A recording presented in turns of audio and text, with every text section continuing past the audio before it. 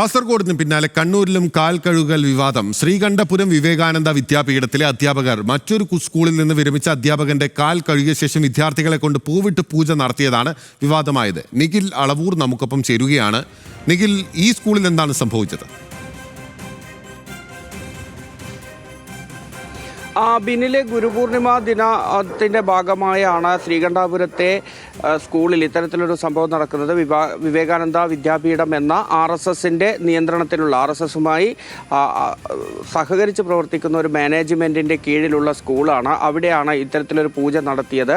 ഏറ്റവും പ്രധാനപ്പെട്ട കാര്യം, ആ വിദ്യാലയത്തിലെ അധ്യാപകനല്ല, മറ്റൊരു സ്കൂളിൽ നിന്ന്, ശ്രീകണ്ഠാപുരം ഗവൺമെന്റ് ഹയർ സെക്കൻഡറി സ്കൂളിൽ നിന്ന് വിരമിച്ച TV ശശിധരൻ എന്ന് പറയുന്ന ഒരു അധ്യാപകനാണ് അവിടെ അതിഥിയായി എത്തുന്നത്. അദ്ദേഹം അവിടെ ഇരിക്കുന്നു. അതിനുശേഷം ഈ വിദ്യാലയത്തിലെ വിവേകാനന്ദ വിദ്യാപീഠത്തിലെ അധ്യാപകർ ആദ്യം ഈ അധ്യാപകന്റെ കാല് കഴുകുന്നു. അതിനുശേഷം ചില പൂജകൾ നടത്തുന്നു. വീണ്ടും പിന്നീട് കാലിൽ പൂക്കൾ ഇട്ടുള്ള പൂജ നടത്തുന്നു. അതിനുശേഷമാണ് വിദ്യാർത്ഥികൾ കൂടി എത്തി ഇത്തരത്തിലുള്ള ഒരു പൂജ നടത്തുന്ന സംഭവം ഉണ്ടായിരിക്കുന്നത്. ഏതായാലും ഈ സംഭവത്തിന് പിന്നാലെ SFI ഇതിനെതിരെ രംഗത്തെത്തിയിട്ടുണ്ട്. ഇത് ഒരു പരിഷ്കൃത സമൂഹത്തിന് യോജിച്ച നടപടിയല്ല. ഇത്തരം നടപടികളിൽ നിന്ന് പിന്മാറണമെന്നൊരാവശ്യം SFI ഉന്നയിക്കുന്ന ഒരു സാഹചര്യം ഏതായാലും ഇപ്പോൾ ഉണ്ടായിട്ടുണ്ട്. RSSന്റെ നിയന്ത്രണത്തിലുള്ളതാണ്, അല്ലെങ്കിൽ RSSുമായി ബന്ധപ്പെട്ട് പ്രവർത്തിക്കുന്ന മാനേജ്മെന്റിന്റെ കീഴിലുള്ളതാണ് ഈ സ്കൂള്. അവിടെ എന്നാൽ മുൻകാലങ്ങളിൽ ഇത്തരത്തിലുള്ള പൂജകൾ നടന്നിരുന്നു എന്ന കാര്യത്തിൽ ഒരു വ്യക്തത ഇപ്പോഴില്ല. ഏതായാലും അവിടെയുള്ള അധ്യാപകരും കുട്ടികളും എല്ലാം തന്നെ പങ്കെടുത്തുകൊണ്ടാണ് ഇത്തരത്തിൽ അധ്യാപകന്റെ കാൽ കഴുകലും പിന്നീട് കാലിൽ പൂക്കൾ അർപ്പിച്ചുകൊണ്ടുള്ള ഒരു പൂജയും ഒക്കെ നടത്തിയത്.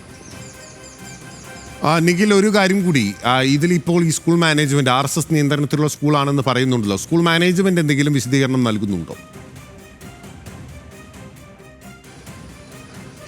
നിലവിൽ സ്കൂൾ മാനേജ്മെൻറ്റ് അത്തരത്തിൽ ഈ സംഭവങ്ങളുമായൊരു അതിനെ വിശദീകരിക്കുന്ന രംഗങ്ങളിലേക്ക് വന്നിട്ടില്ല. പക്ഷേ പൊതുവെ ഇതുമായി ബന്ധപ്പെട്ട, അത് ഔദ്യോഗികമായ വിശദീകരണം അല്ലെങ്കിൽ പോലും ഇത്തരത്തിൽ ഗുരുക്കന്മാരെ പൂജിക്കുന്നതിലോ അവരെ ആദരിക്കുന്നതിലോ ബഹുമാനിക്കുന്നതിലോ എന്താണ് തടസ്സം എന്ന രീതിയിലുള്ള ഒരു ചോദ്യം ഇവരുമായി ബന്ധപ്പെട്ട കേന്ദ്രങ്ങളിൽ നിന്ന് വരുന്നുണ്ട്. അതൊരിക്കലും ഔദ്യോഗികമായൊരു വിശദീകരണമായി പറയാനാവില്ല. പക്ഷേ അതിൽ തെറ്റില്ല എന്നൊരു നിലപാടിലേക്കാണ് അവർ പോകുന്നത്. ഓക്കെ, ആ വിധത്തിലുള്ളൊരു നിലപാട് അവരുമായി ബന്ധപ്പെട്ട കേന്ദ്രങ്ങളിൽ നിന്ന് ഉയർന്നു വരികയാണ്. പക്ഷെ ഔദ്യോഗികമായ ഒരു വിശദീകരണമല്ല സ്കൂൾ മാനേജ്മെന്റിൻ്റേത്.